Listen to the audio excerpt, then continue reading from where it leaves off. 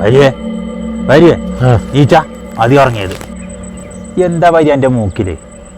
എൻ്റെ മൂക്കിലും അതെ. എൻ്റെ മൂക്കിലും ഉണ്ടോ? എന്നത് എടുത്ത് കളഞ്ഞ ആരാ നമ്മളെ കാണാൻ? നമ്മളൊക്കെ മരിച്ചതല്ലേ കാണാനല്ലേ. ഇങ്ങോട്ട് ഇപ്പം എന്തൊക്കെയാ വർത്താനം? എന്താ സുഖമാണ്, കുഴപ്പം.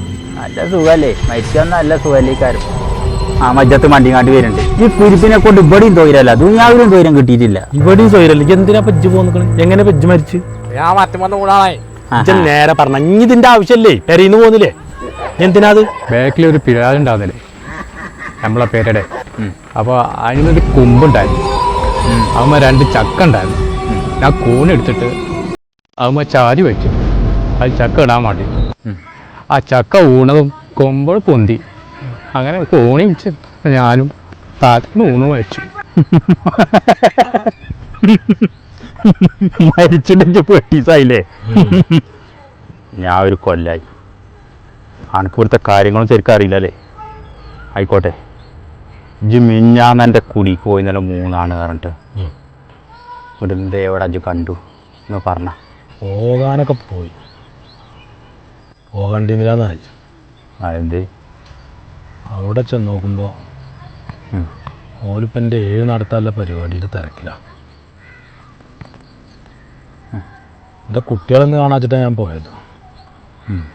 കുട്ടികളൊക്കെ അവിടെ അളാപ്പാരും പങ്ങന്മാരെയൊക്കെ അടിയിൽ നാളെ ഇപ്പം എന്തൊക്കെ പരിപാടി നമ്മൾ ഉണ്ടാക്കുന്നുണ്ട്. പന്തലൊക്കെ വലിയ പന്തലിട്ടിക്കണം. എങ്ങനെ ഉണ്ടാക്കണം? ചിക്കനാണോ ബീഫാണോ? ഓർക്കൊന്നും ഇപ്പം എൻ്റെ ചിന്ത അല്ല. അവിടെ ഒരു പരിപാടി ഉണ്ടാക്കുന്ന ചിന്തയും ചർച്ചയും മാത്രമേ ഉള്ളൂ. ഇതിനെ പറ്റിയിട്ട് ചർച്ച അല്ല. അതിനെപ്പറ്റി ആലോചിച്ച ഒരാളിരിക്കുന്നതോ ഒരു വിഷമത്തിലിരിക്കുന്ന ഒരാളും ഞാൻ എൻ്റെ വീട്ടിൽ കണ്ടില്ല.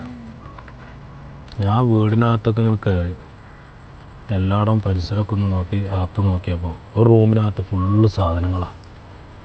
അരി പലചരക്ക് സാധനങ്ങളെല്ലാതും ഉണ്ട്. പിന്നെ അലുവ, ബേക്കറികൾ. ഞാൻ ജീവിച്ചിരിക്കുമ്പോൾ 1 കിലോ അരി എൻ്റെ വീട്ടിൽ കൊടുത്തിട്ടുണ്ടെന്ന് പറഞ്ഞിട്ട് ഒരാളും കൊടുത്തു തന്നിട്ടില്ല. ഞാൻ മരിച്ചപ്പോൾ എത്ര സാധനം നമുക്കറിയാം. ഇനി 1 കൊല്ലത്തിന് 2 കൊല്ലത്തിന് എൻ്റെ വീട്ടുകാർക്കൊന്നും വാങ്ങണ്ട.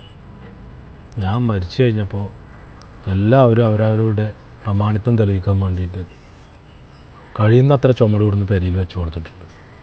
ഞാൻ ജീവിച്ചിരിക്കുമ്പോൾ ഒരു മനുഷ്യൻ സഹായിച്ചിട്ടില്ല. ഇപ്പം അവിടെ കുടുംബങ്ങളൊക്കെ കൂടി വട്ടളഞ്ഞ് ഞാൻ 5000 എടുക്കാം, ഞാൻ 10000 എടുക്കാം. നാളത്തെ പരിപാടി എന്താ ചർച്ചയും എന്താ സഹായവും? നമ്മൾ ജീവിച്ചിരിക്കുമ്പോൾ ഒരാളും എന്നെ സഹായിച്ചിട്ടില്ല. അവിടെ എനിക്കിതൊന്നല്ല ഏറ്റവും കൂടുതൽ വിഷമമായത്. എൻ്റെ മുന്നിൽ നിന്ന് എൻ്റെ ചെറിയ കുട്ടിയുടെ ആ കട്ടിലപ്പടിമ തട്ടി താണു. ഞാൻ പിടിച്ചാൻ പോയിട്ട് എനിക്ക് കിട്ടേണ്ട പിടിച്ചിട്ട് എൻ്റെ കുട്ടിയുടെ കാൽമേൽ മുള്ളു കുത്തുണ്ടോയെന്ന് ഞാൻ നോക്കി നടന്നു. ഞാൻ ജീവിച്ചിരിക്കുന്നു. അവിടെ ഒരു പരിപാടിയുടെ തിരക്കിൻ്റെ ഇടയിൽ എൻ്റെ കുട്ടി വീണതോ കരയണതോ ആരൊന്നും ശ്രദ്ധിക്കണൂടിയില്ല. നമ്മളില്ലാതായ അവസ്ഥ നമ്മളെ മക്കൾക്കാണ്, വേറെ ആർക്കുമല്ല. നമ്മളെ മക്കൾക്ക് പോലും അതൊന്നും ഇപ്പം ഇനി പറഞ്ഞിട്ട് കാര്യമില്ല. വരിയേ, ഇജ്ജിപ്പോൾ എൻ്റെ വിഷമം അടങ്ങാറ് ഇങ്ങനെ പറയുമ്പോൾ ഇജിൻ്റെ കാര്യം എന്താ ആലോചിക്കാത്തത്? ഞാൻ മരിച്ച പേര് എനിക്ക് എങ്ങനെയാണെന്നറിയോ? മേല് മുഴുവൻ മുറിയായി, വ്രണായി, പൊട്ടിയടങ്ങാറായിട്ട് അങ്ങോട്ടും ഇങ്ങോട്ടും തിരിയാൻ പറ്റാത്ത ഗതിയിട്ടിട്ട് മരിച്ച ആളാണ് ഞാൻ. ഇതെന്താ അത് മനസ്സിലാക്കാത്തത്? എനിക്ക് എൻ്റെത് പറയുമ്പോൾ വിഷമം. എനിക്ക് എൻ്റെ വിഷമങ്ങൾ ഒരുപാടുണ്ട് പറയാൻ. എനിക്കറിയോ, കറക്റ്റ് സമയത്ത് എനിക്ക് ഗുളിക തരേണ്ട സംഭവങ്ങളുണ്ടായിരുന്നു. ആ സമയത്ത് ഗുളിക പോലും എനിക്ക് തരൂല, മരുന്ന് തരൂല, എനിക്കോരോട് സംസാരിക്കാനും സാധിക്കൂല.